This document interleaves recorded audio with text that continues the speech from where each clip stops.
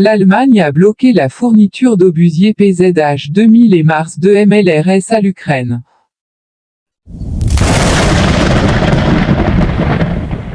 L'Allemagne ne fournira pas d'obusiers PZH-2000 et Mars 2 MLRS à l'Ukraine. Ces derniers mois, les autorités allemandes ont activement bloqué la fourniture à l'Ukraine d'obusiers PZH-2000 et de leurs pièces de rechange, ainsi que de systèmes de lance-roquettes multiples Mars 2, avec des munitions pour ces armes. Selon des journalistes allemands, les raisons ne sont pas claires, mais les autorités ignorent les demandes de fourniture de ces armes. Cela indique que les forces armées ukrainiennes ne recevront pas d'armes supplémentaires, et cela s'applique non seulement au PZH-2000 et MLRS Mars 2, mais aussi à toute autre arme.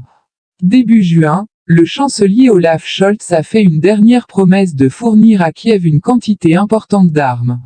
Depuis lors, des diplomates ukrainiens ont tenté à plusieurs reprises d'obtenir des armes allemandes. Comme Die Welt l'a appris des cercles gouvernementaux de Kiev, les diplomates ukrainiens ont demandé à plusieurs reprises au gouvernement fédéral de s'engager à acheter davantage d'équipements lourds. Selon les informations, depuis juin, le ministère allemand de la Défense organise des réunions au sommet à intervalles réguliers plusieurs fois par mois, auxquelles participe également la ministre Christine Lambrecht SPD. Néanmoins, les demandes de l'Ukraine sont ignorées, rapporte l'édition allemande de Die Welt. Selon certaines informations, l'une des raisons du refus de fournir des armes allemandes à l'Ukraine est sa faible efficacité, qui a suscité des critiques à l'encontre de Berlin.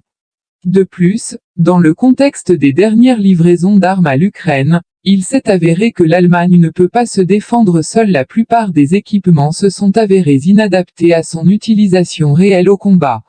Alors que selon les informations récentes, les États-Unis enverront 20% de systèmes HIMARS supplémentaires à l'Ukraine.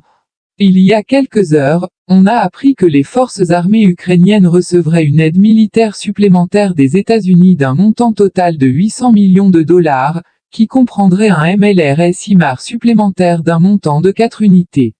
Officiellement, les États-Unis ont l'intention d'annoncer la fourniture d'armes à l'Ukraine dans les prochaines heures, alors qu'il subsiste un très grave danger que les États-Unis transfèrent également des missiles ATACMS d'une portée allant jusqu'à 165 km à l'Ukraine. À ce jour, les États-Unis ont transféré 16 HIMARS MLRS à l'Ukraine, ce qui, compte tenu des livraisons à venir, permettra à Kiev d'augmenter le nombre de ses armes de 20% jusqu'à 20 lanceurs. Compte tenu des 6 unités des unités M270 MLRS et 3 millions de pesos argentins de MLRS dont disposent les forces armées, le nombre total de ces armes en Ukraine passera à 29 unités.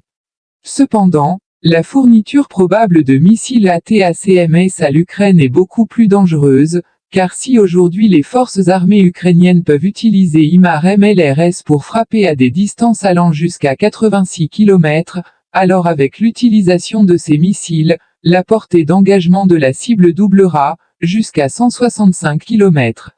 Entre autres choses, étant donné que les munitions ERGM-LRS à longue portée ont commencé à entrer en service avec les États-Unis, qui n'ont pas encore été testées, il existe un risque que les États-Unis fournissent ces missiles à l'Ukraine, bien qu'en petite quantité.